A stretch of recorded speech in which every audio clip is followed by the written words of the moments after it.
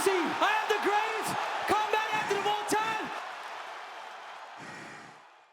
What's up, everybody? Welcome to this episode of Tell the Tape. I'm your host, Henry Cejudo, aka Triple C. And on today's episode of Tell the Tape, I'm going to make a crazy announcement because on January 20th, there is a little birdie that kind of flicked the Triple C's ear that said that Ilia Topuria versus Alexander Volkanovski is actually going down. That's right. You heard it here first. That's the next title contention at 145 pounds. Guys, I'm going to be breaking down Ilia Topuria, the Georgian. What makes him good, his strengths, his weaknesses, his opportunities, and also threats. And obviously, we all know Alexander Volkanovski, the pound-for-pound king.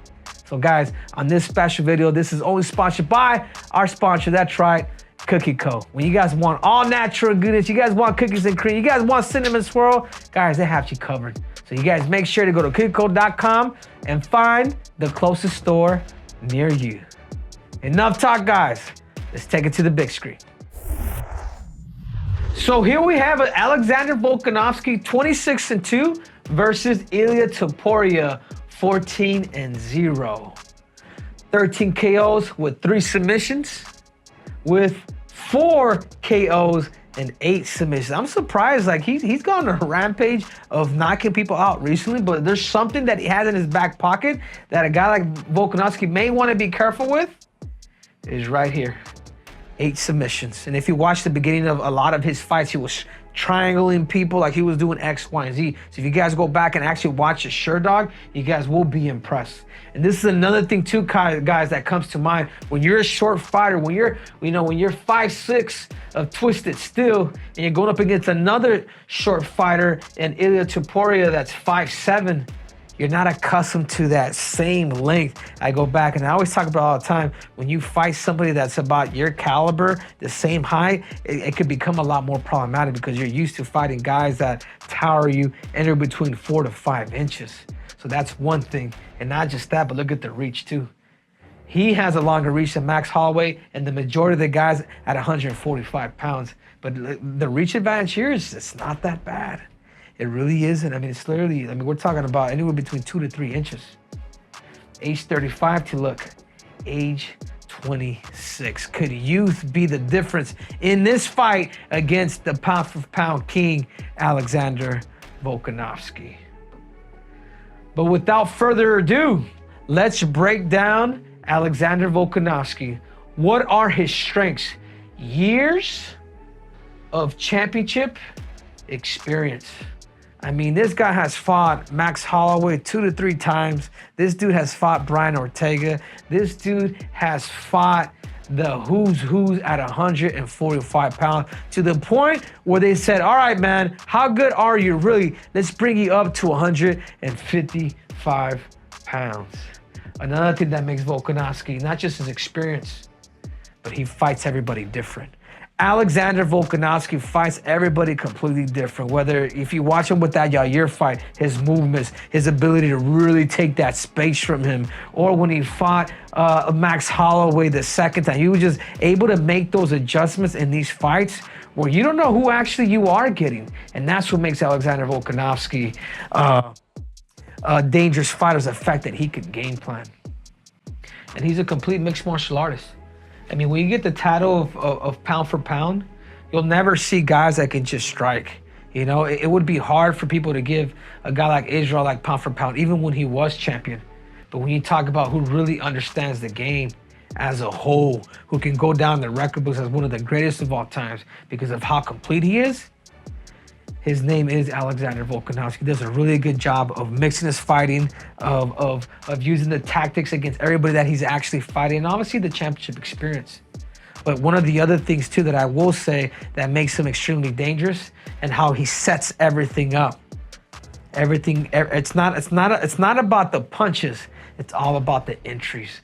And that's one thing that he is better than anybody in the game right now, is his fakes, his feints, and his setups. And if you watch Volkanovski, he'll use that lead hand to kind of fill range, and he'll use that left kick whether he's throwing inside, because it's all to kind of pep up the bigger shots. But he does a really good job of setting fakes, or he'll just press you to take space, but he's setting traps. He's setting traps to really break you, and then boom!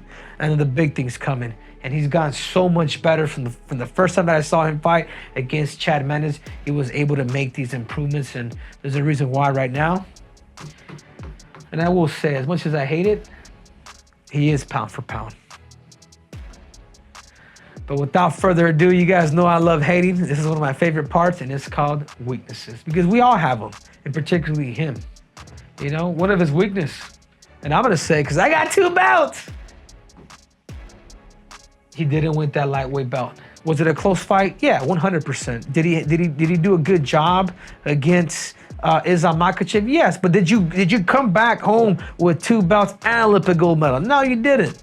You only have 1 belt. His other thing, he doesn't have that one strength that I could say that's gonna make him different. Like, you know what I'm saying? Like, it's not that like that one strength that's like, oh, he's really good here, because he mixes everything and he does it very well. With a guy like Topuria, what other strengths do you have if you can't put him away? Or do you have the ability of use your wrestling and keep him on that wrestling? Could you make a guy like Ilia Topuria fight his B side? That's a question for you, Alexander. And the other thing too, I will say this, is he does put himself in these bad positions. You know, we talk about that fight with Ortega. You know, he put himself in that guillotine choke, and he decided to go back in there again, and then he did it again. I mean, this guy is willing to play with fire. There's gonna come a time where he's eventually gonna get burned. Or I go back to him being put in the same position against Islam Makhachev, when Islam took his back and literally he couldn't get out. I mean, that was round after round. I mean, that just lets you know that he likes kind of playing with fire. So I feel like if when Alexander does maybe take an L, it might be just because of submission or potentially a knockout. And now let's talk about the Matador, the Spaniard, the Georgian. The Matador, Ilia Topuria. What are his biggest strengths, guys? And I think the most important thing, and I will emphasize on this, is what makes a fighter dangerous, what makes even like a guy like the Triple C dangerous, is my confidence. I absolutely have total belief what is it that I'm actually doing. Like, you know, I may be 5'4", of twisted steel, but I recognize my mind will take me to places where people have never been to. You know, because of my confidence, because of the desire and the will that I have. And this is something that Ilia Topuria actually has. But then the other thing, against a guy that's very well-rounded, it's called right here. It's called power. When somebody has power in their hands, and Francis Ngannou, Ilia Topuria, that shit is scary, because you can be super technical, but in a fight with the 4-ounce glove, you get tapped up, lights out. Lights out Australia, and that's somewhere where you have to be really careful. And obviously his boxing, in my opinion, he goes eye to eye when it just comes to the straight hands game with a guy like Alexander Volkanovski. And this is something that people don't know. This man, his base is wrestling. He wrestled in Georgia. I know he came from that background, but he found love with his hands. But he comes from that wrestling ability that makes him dangerous. And obviously, the toughness and the grit. He has this toughness and a grit to him that goes along with his confidence, that goes along with the wrestling skills that he has, what goes along with it that he's been knocking people out senseless, that makes this dude extremely dangerous. And he is not a guy that you should be, you know, playing with. So Alexander Volkanovski, you've been warned. But as always, we all have weaknesses. And I do have to go over some of Ilia Topuria's weaknesses. And this is the biggest one for me. Lack of high-level experience. He hasn't fought Yair Rodriguez. He hasn't fought Brian Ortega. He hasn't fought Max Holloway. He hasn't fought, he fought Josh Emmett. But he hasn't fought the cream of the crop, the top 5, the top 4, the top 3 in that division. That says a lot because Alexander Volkanovski has got so many different looks from a Max Holloway that's close to 6 feet tall to fighting Yair Rodriguez, who's about the same size with a completely different style. And the biggest thing for me too, this is where he has to be careful, and this is where experience tends to take place, is he relies too much on his hands.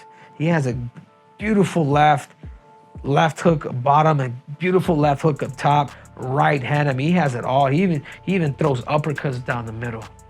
But are you going to be able to bring some leg kicks in? Do you have the ability to maybe throw some elbows every once in a while? Maybe use some of that wrestling. But the biggest thing out of all of these, my biggest weaknesses for him, if I'm to give him advice, can be leg kicked a little too easy.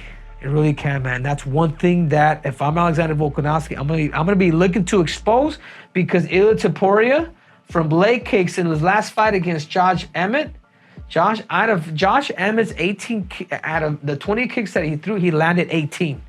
I mean, what does that tell you? This is where a guy like Alexander Volkanovski lives in. And if you're not careful, Ilia Topuria, he's gonna chew up that leg for 5 rounds. He's gonna chew up that leg. He's gonna chew up that leg, and then eventually he's gonna start doing what Israel does too. They start bringing their hands in. So the biggest thing for me is, could a guy like Ilia Topuria fix his stance and make adjustments to where he's not getting kicked like he did in that fight with Josh Emmett? Even though he dominated that fight against Josh Emmett, Alexander Volkanovski, he will not let loose. He starts seeing things like that, he's going to stick to the game plan. Is he going to continue to keep kicking that leg?